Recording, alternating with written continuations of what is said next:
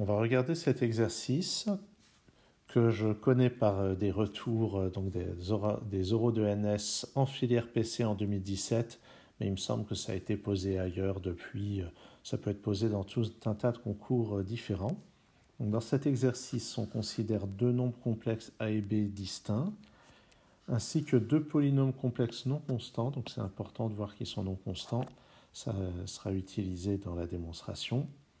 On suppose que le singleton A possède les mêmes antécédents, ou plutôt le nombre A possède les mêmes antécédents par P et Q, et même chose pour le nombre B, et ça doit suffire à montrer que les polynômes P et Q sont égaux. Comme d'habitude, vous pouvez réfléchir à cet exercice avant de voir la solution que je vais proposer. Donc d'abord, je vais rappeler ce que ça signifie que P-1 du singleton A, c'est l'ensemble des Z complexes tels que P de Z soit égal à A, autrement dit, l'ensemble des racines complexes du polynôme P-1. Et donc ce que nous dit cette hypothèse, c'est que le polynôme P-A et le polynôme Q-A ont exactement les mêmes racines. Alors ça ne sous-entend pas que les multiplicités soient les mêmes, mais en tout cas ils ont les mêmes racines. Et même chose pour les polynômes P-Q, P-B et Q-B. Donc la première chose que je vais faire, c'est que je vais donner des noms aux racines communes à P-A et Q-A. Je vais introduire la multiplicité. Je ferai la même chose pour P-B et Q-B. Donc pour ça, donc le polynôme P-A, alors attendez, plutôt que de parler de ça, je vais introduire d'abord les éléments. Je vais les appeler, mettons, A1, etc.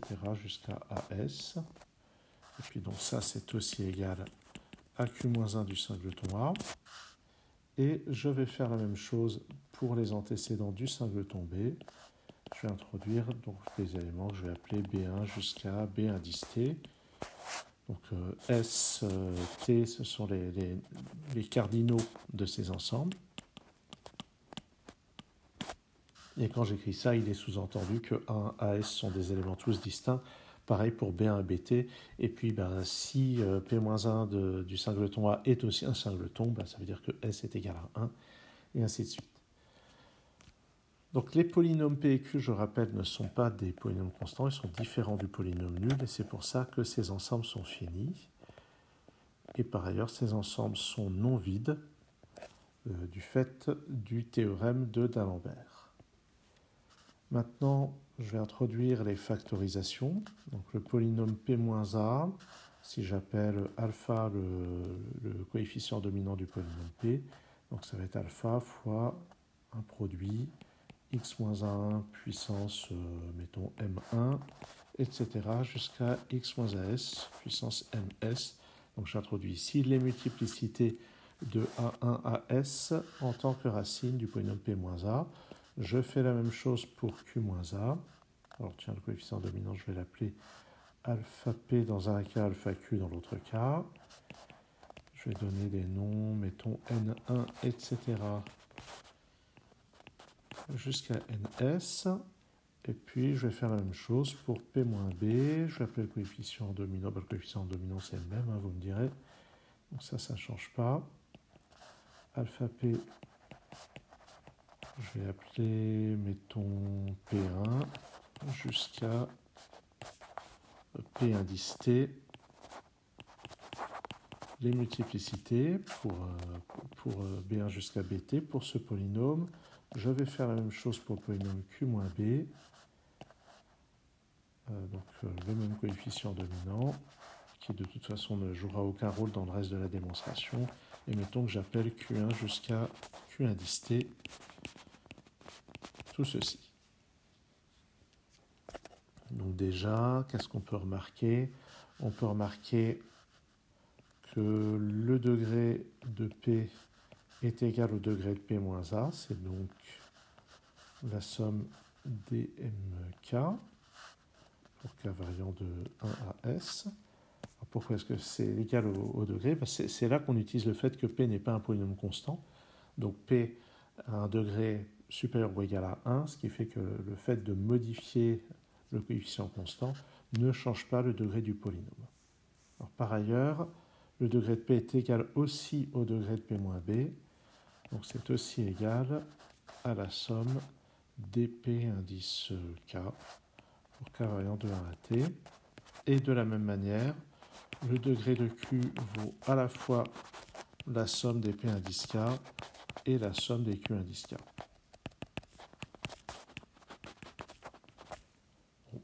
Donc ça, c'est la première remarque que je vais faire. Et qu'est-ce qu'on va faire à partir de là?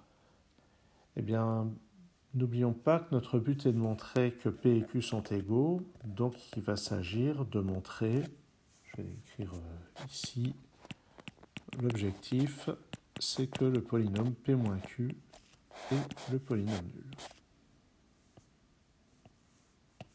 Bon, ben voilà. Alors qu'est-ce qu'on va pouvoir faire avec ça? Ben déjà, une chose qu'on va remarquer à propos du polynôme P moins Q, eh bien, c'est que P moins Q, on l'obtient aussi comme différence de P moins A avec Q moins A. Donc c'est un polynôme qui admet comme racine tous les AK. AK est un polynôme, tous les AK sont des racines de ce polynôme et de ce polynôme, donc ce sont aussi des racines de la différence. Et de la même manière, tous les BK sont des racines de P moins Q. Ce sont des racines de P moins B et de Q moins B, donc de leur différence, donc de P moins Q. Donc ça va être la première remarque, A1 jusqu'à AS, B1 jusqu'à BT sont des racines de P moins Q. Et ce sont des nombres tous distincts. J'avais dit au début que les AK sont tous distincts entre eux, les BK sont tous distincts entre eux, ça fait partie d'une convention de notation.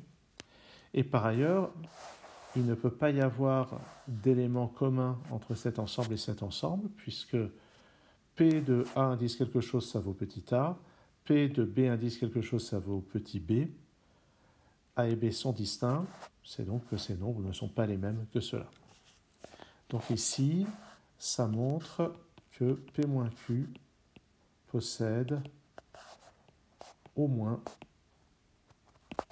S plus T racines distinctes.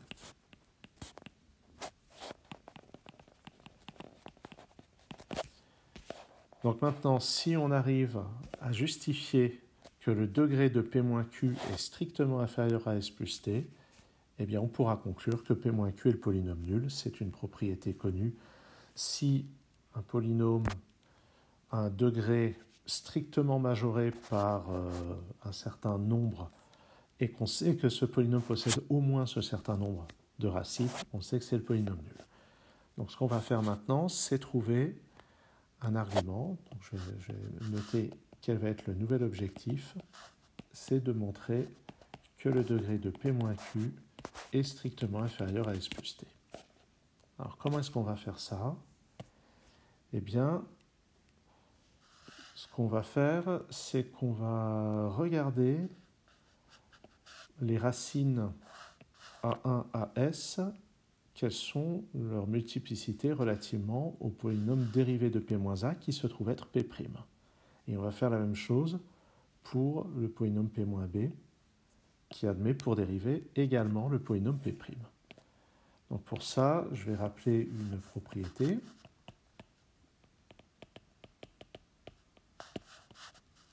qui est que si alpha est une racine d'un polynôme par grand A, alors bon, je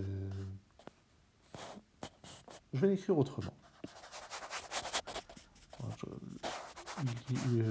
Non, ouais, je vais continuer. Je vais écrire que la multiplicité de alpha en tant que racine du polynôme A', c'est 1 de moins que la multiplicité de alpha en tant que racine de A.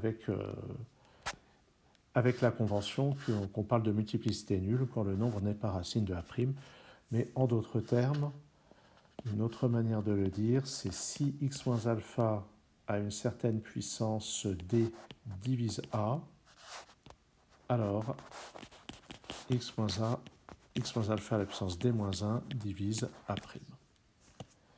Voilà. Et si d est maximal, ben d moins 1 va être maximal aussi pour a', mais la maximalité ici ne m'intéresse en fait pas. Ce qui va se passer ici, de la manière dont on va l'appliquer, c'est qu'on sait donc que x moins 1 puissance m1 divise p moins a, donc on va en déduire que x moins 1 à la puissance m1 moins 1 va diviser p'. Et pareil pour tout ça. Pour ceci puissance 1 moins, ceci 1 moins, et tout et tout. Et donc ça va diviser la dérivée de ce polynôme qui est p' et la dérivée de ce polynôme qui est p'. Donc avec ceci, on voit que x moins a1 puissance m1 moins 1, etc. jusqu'à x moins as puissance ms moins 1, tout ceci divise p', mais aussi, puisque les bk et les ak sont des nombres tous distincts, donc avec le même raisonnement sur le polynôme p-b, tout ceci va diviser le polynôme p'. Et ça c'est intéressant parce que, encore une fois, p n'étant pas un polynôme constant, p' n'est pas le polynôme nul. Et quand un polynôme non nul divise un polynôme non nul, on peut en déduire une inégalité sur leur degré. Donc le degré du polynôme de gauche, donc c'est la somme de tous les exposants qui sont ici. La somme de tous les exposants, c'est la somme des mk moins 1 pour k variant de 1 à s, plus la somme des pk moins 1 pour k variant de 1 à t, et donc tout ceci est majoré par le degré de p' qui est égal au degré de p moins 1. Et c'est égal exactement à ceci, puisque p n'est pas un polynôme constant. Maintenant, si on évalue cette somme, c'est la somme des mk moins la somme des 1. La somme des mk, c'est degré de p. Et la somme des 1, ben, ça fait s. Donc ça fait degré de p moins s. De la même manière, la somme des pk, on a déjà dit que c'était égal au degré de p. Et la somme des 1 pour k variant de 1 à t, ça fait t. Et on obtient donc cette inégalité. Dedans, je vais simplifier le degré de t, le degré de p ici et là, mettons. Et il va me rester une majoration du degré de p par s plus t moins 1. Donc avec ce raisonnement, j'arrive à cette inégalité. Degré de p est majoré par s plus t moins 1. Et donc le raisonnement que j'ai fait avec p, je peux faire exactement le même raisonnement avec q. C'est juste pas les mêmes notations, mais la conclusion est absolument la même. Le degré de p, le degré de q sont majorés par cette constante. Quand on ajoute deux polynômes, on sait que le degré de la somme est majoré par le plus grand des deux degrés. Et le plus grand des deux degrés est lui-même majoré par s plus t moins 1, donc il est strictement plus petit que s plus t. Et à ce moment, on a démontré, alors j'ai dit p plus q, je voulais dire bien sûr le polynôme p moins q. C'était vrai aussi pour p plus q, c'était juste pas la question. Donc j'ai atteint mon objectif de montrer que le degré de p moins q est strictement plus petit que s plus t. Je rappelle que nous avions trouvé au moins s plus t racines distinctes pour ce polynôme. Et il est donc possible de conclure que le polynôme p moins q est le polynôme nul. Autrement dit, p et q sont deux polynômes égaux entre eux. Voici donc qui conclut la résolution de cet exercice, qui est un exercice que je trouve assez pur.